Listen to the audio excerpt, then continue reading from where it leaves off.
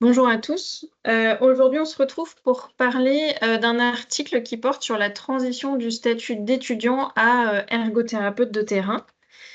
Cet article, il est issu de The Open Journal of Occupational Therapy. Donc, je vous invite vraiment à aller vous abonner à leur LinkedIn parce qu'ils publient régulièrement en fait des articles qui sont vraiment en open source, donc gratuits, ouverts à tout le monde. Et donc là, en avril 2024, ils ont publié un article sur Perspectives of Occupational Therapy Graduates on Sentinel Events During Transitions to Practice, a Phenomenographic Study. Donc, c'est une étude qui a été réalisée au Canada, malheureusement pendant la période Covid. Dans cet article, ils ont été regarder qu'est-ce qu'on sait dans la littérature de la transition des étudiants vers la pratique et spécifiquement en ergothérapie. Ce qu'ils ont trouvé, c'est que ces jeunes diplômés se retrouvent face à de nouvelles expériences et à des challenges et que la difficulté principale qu'ils rencontrent, c'est se positionner dans leur rôle d'ergothérapeute avec c'est une difficulté qui est majorée par rapport à la divergence entre ce que eux se représentent de leur rôle et de ce qu'ils doivent faire et celle qui est déjà ancrée dans les équipes et dans les attentes de l'employeur, ce qui rend difficile finalement ce positionnement. Il est mis aussi en évidence dans la littérature que les challenges qui rencontrent, concernent généralement la prise de décision avec cette nouvelle responsabilité qu'ils peuvent avoir, le doute sur leurs compétences qui vient aussi avec du coup cette prise de décision, la difficulté de travailler en équipe par rapport à ce positionnement dont on a parlé et la prise en compte et la navigation un peu dans les contextes institutionnels pour mettre en place leurs pratiques. Ces difficultés-là, ces challenges-là, ils ont des effets sur la transition des étudiants à jeunes diplômés. Un des premiers effets, c'est que lors de cette transition, ils vont aller chercher du soutien.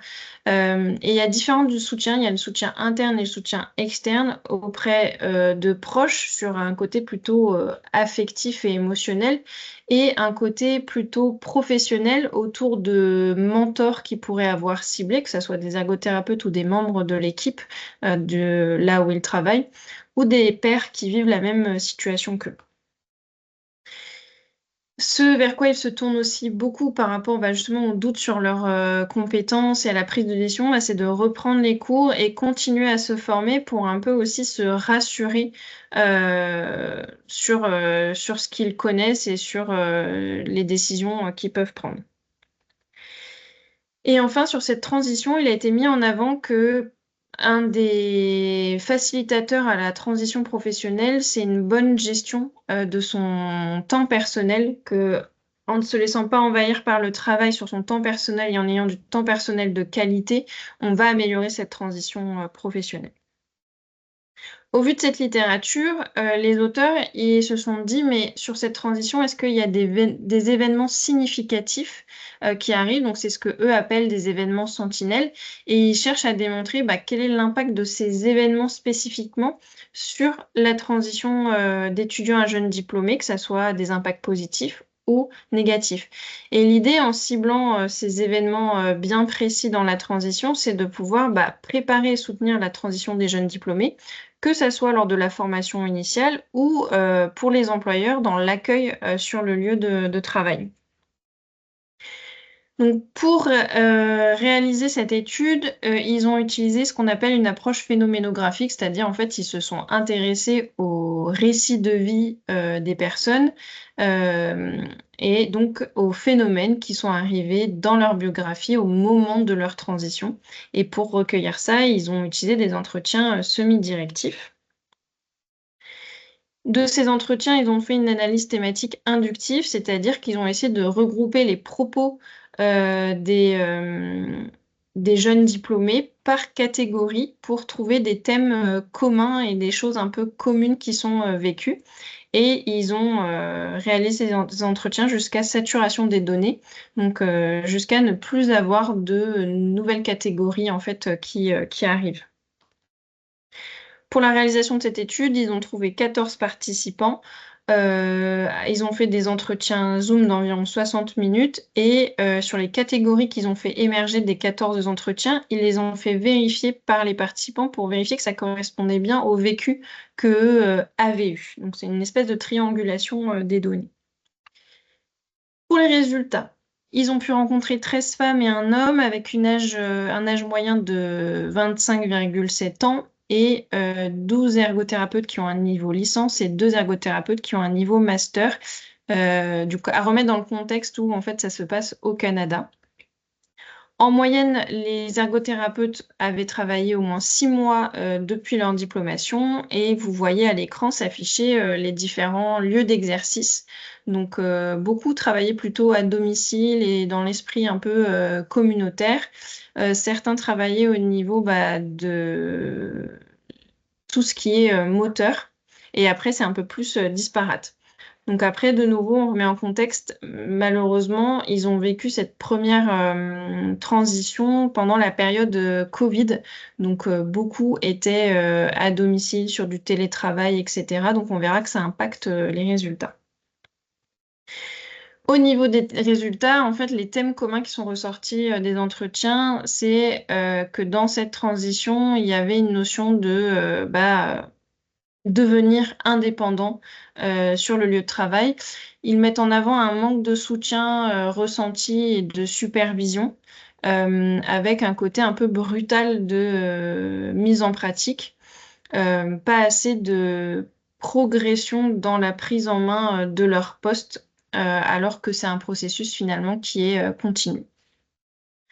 Ensuite, tous ont mis en avant qu'ils se sentaient isolés, mais voilà, comme je vous le disais, la situation Covid faisait qu'ils se sentaient particulièrement isolés parce que beaucoup moins de liens avec l'équipe, beaucoup moins de liens avec le patient, du télétravail. Donc ça peut expliquer cela. Par contre, ils ont mis en avant que l'avantage, c'est qu'ils ont dû trouver plus de ressources et que ça a permis aussi de développer quand même leur indépendance. Ensuite, dans leur transition, ils ont eu un thème autour de naviguer dans l'inconnu et dans leur prise de poste, ils mettaient en avant qu'ils se sont retrouvés face à un inconnu des délais de prise en charge à respecter, un inconnu autour des responsabilités qu'ils avaient vraiment, ce qu'ils peuvent, ce qu'ils ne peuvent pas faire, un inconnu autour des procédures de l'établissement, un inconnu autour des connaissances cliniques requises par rapport à l'endroit où ils travaillaient spécifiquement. Et cet inconnu sur la partie professionnelle s'ajoutait à un inconnu parfois personnel, nouvelle ville, nouvel appartement. Voilà, donc ça faisait une transition un petit peu simultanée.